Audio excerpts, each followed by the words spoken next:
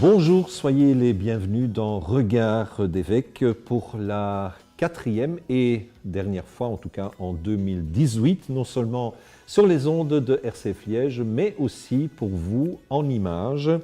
Les auditeurs de RCF connaissent la chanson, pour les autres, je rappelle le programme de notre émission qui normalement prend toute une heure.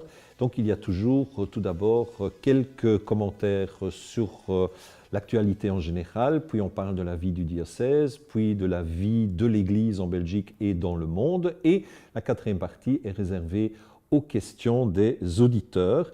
Eh bien, il est avec nous aussi en studio. Bonjour, Monseigneur. Bonjour, Ralph. Monseigneur Jean-Pierre Delville, voilà, dans cette 2e vidéo du mois de décembre, nous allons donc parler de la vie du diocèse de Liège. Comme d'habitude, il y a beaucoup de choses qui se passent, notamment en cette période aussi, en ce temps de Noël. En fait, les jours avant Noël, on a beaucoup parlé de la flamme de la paix qui a été allumée dans la grotte de Bethléem, puis transportée par les scouts et guides jusqu'à la cathédrale de Liège. C'était le 22 décembre qu'elle a été distribuée et que finalement elle a trouvé son chemin un peu en d'autres endroits aussi de notre diocèse. Que signifie pour vous cette tradition qui finalement est assez récente ? Oui, c'est une initiative des scouts au niveau mondial. Donc les scouts se sont rendus compte que on cherchait la paix en Terre Sainte et que, en même temps, c'est là qu'est né le prince de la paix, le Christ. Donc ils se sont dit, on devrait valoriser cette naissance du Christ par un symbole.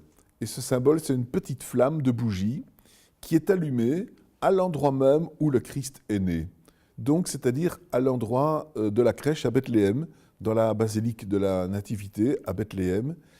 Et ils se sont dit, allumons une bougie, une flamme pour la paix sur l'endroit même de la crèche de la Nativité de Jésus et distribuons, faisons en quelque sorte circuler dans le monde entier cette flamme pour que la paix qui part d'un tout petit événement, un petit enfant, une petite flamme, puisse être distribuée dans le monde et se répandre dans les sociétés. Donc voilà l'idée, et cette idée a eu du succès, parce que cette petite flamme, elle symbolise vraiment le désir de paix, d'espérance que chaque être humain peut avoir en lui-même, et les gens sont contents de recevoir cette flamme qui a été protégée depuis l'endroit où elle a été allumée, à Bethléem, jusque dans nos villes et bientôt dans nos maisons. En avion, en train, en voiture. Alors voilà, il y a une lanterne spéciale pour l'abriter et qui est placée dans l'avion depuis la Terre Sainte jusqu'à un aéroport européen. Ici, c'est arrivé en Autriche, à Linz. Et de Linz, les députés des différents pays européens sont allés prendre la flamme pour la ramener dans leur propre pays, de nouveau dans une lanterne dans l'avion. Et en Belgique, ils sont donc arrivés à Eupen, puisque ce sont des germanophones qui ont fait le voyage. Ils se débrouillent mieux à Linz, en terre germanophone, que les francophones.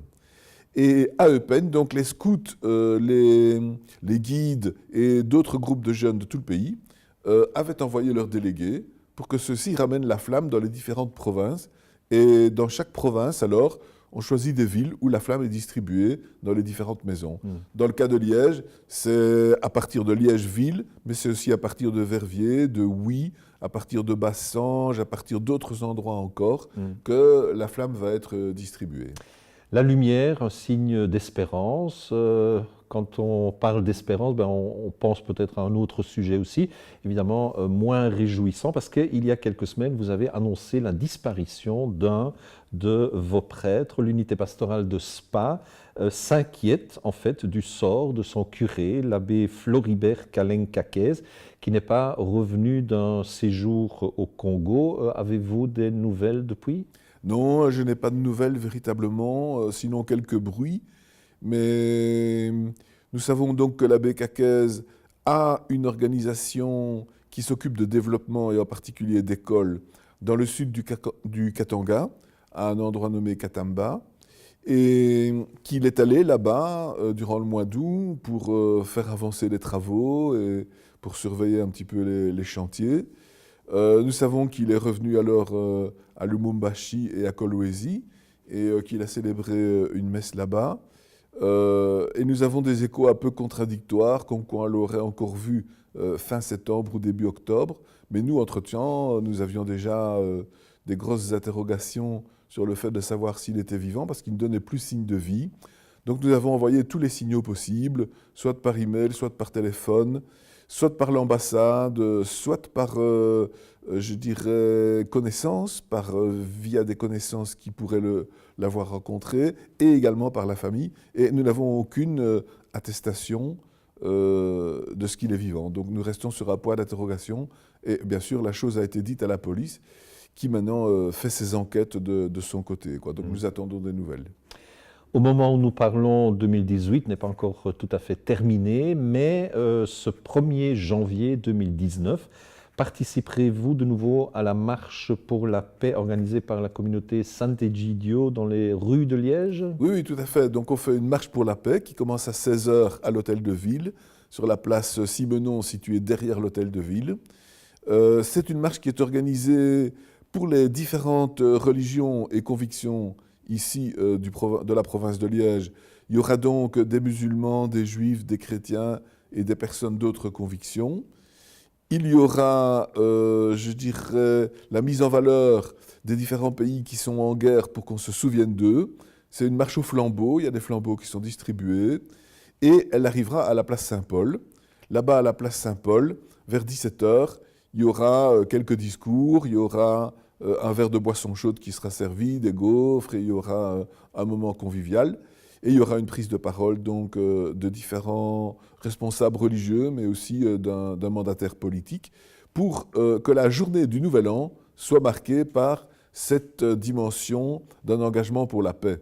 C'est le pape Paul VI qui avait lancé cette idée de faire de la journée du 1er janvier une journée mondiale pour la paix. Et le pape François a continué et a préparé un message qu'on va d'ailleurs diffuser ce jour-là, qui, voilà, chaque année insiste sur un aspect ou l'autre du travail pour la paix. La paix, c'est un travail de conscientisation qui demande, je dirais, un engagement personnel. Ce n'est pas qu'une question des hommes politiques, c'est aussi une question de mentalité. Et donc c'est important que nos mentalités puissent évoluer par la rencontre avec l'autre, avec la personne qui est différente, pour être, je dirais, des artisans de paix, même chacun à notre niveau.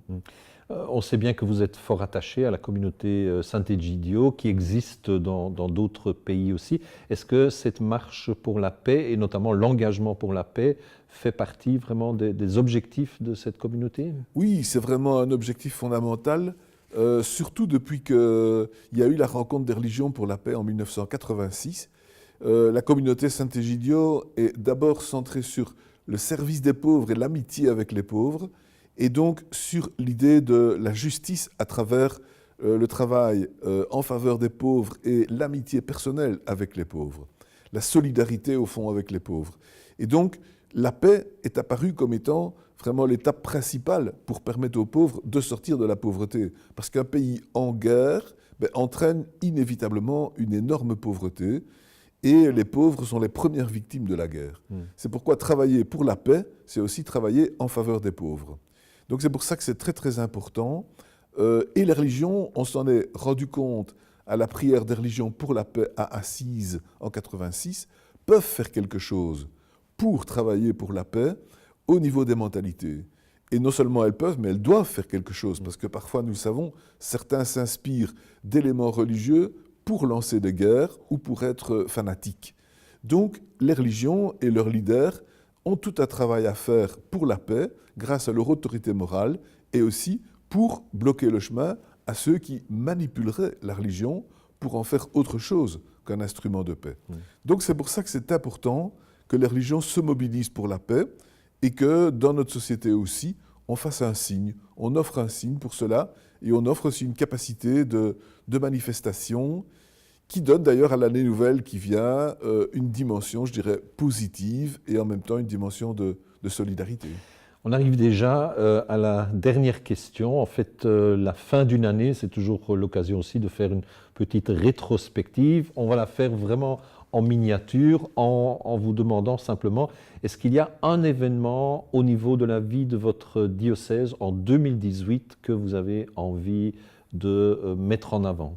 Les assises pour la catéchèse que nous avons faites au mois de mai dernier, c'est très très important parce que c'était donc une assemblée diocésaine, mais préparée depuis 1 an et demi au moins dans toutes les unités pastorales pour décider comment nous voulions orienter la catéchèse dans le futur, tant pour les enfants que pour les adultes. Et on en a sorti des grandes orientations spécialement pour accentuer la catéchèse de la première communion, préparatoire à la première communion, à laquelle on donne désormais plus de consistance et qui va s'étaler sur plus d'1 an en gros. Et d'autre part, une assise particulière à la catéchèse des adultes, c'est-à-dire impliquer l'adulte dans une réflexion sur sa foi et une écoute du sens de sa foi par une écoute de ce que d'autres peuvent dire, un approfondissement de la foi, vu qu'il ne suffit pas qu'un enfant soit formé, mais chaque chrétien a besoin d'être formé, c'est un peu la formation permanente, quel que soit son âge, quoi. Donc en ce sens-là, c'est très important qu'il y ait aussi cette dimension de catéchèse d'adultes et finalement une catéchèse intergénérationnelle. Donc nous essayons de créer des événements dans les unités pastorales qui puissent réunir et des jeunes et des adultes et des enfants. C'est une des grandes résolutions de ces assises de la catéchèse. Et actuellement, on est dans quelle phase de la mise en pratique? Est-ce que le projet est déjà lancé dans, Oui, dans toutes les paroisses? le projet a été lancé dès le 1er septembre pour des premières applications. Et je vois qu'à pas mal d'endroits, il y a des choses qui ont vraiment commencé. Bien sûr, on a toute l'année pastorale ici pour s'ajuster en quelque sorte et évoluer de ce qu'on faisait autrefois vers ce que l'on veut faire dans le futur. Mais en tout cas, les échos que j'ai reçus sont très positifs. Et ils contribuent aussi à la dynamisation des communautés chrétiennes. Parce que créer, par exemple, une catéchèse intergénérationnelle, ça signifie créer de temps en temps un événement de rencontre qui a un côté convivial et qui donne à la communauté chrétienne une consistance et qui rend celle-ci active et pas simplement passive.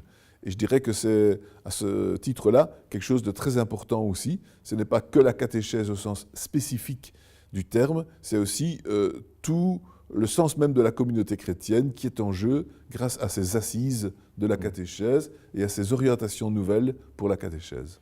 Eh bien, merci beaucoup, Monseigneur, que l'annonce de la foi porte encore beaucoup de fruits aussi dans le diocèse de Liège.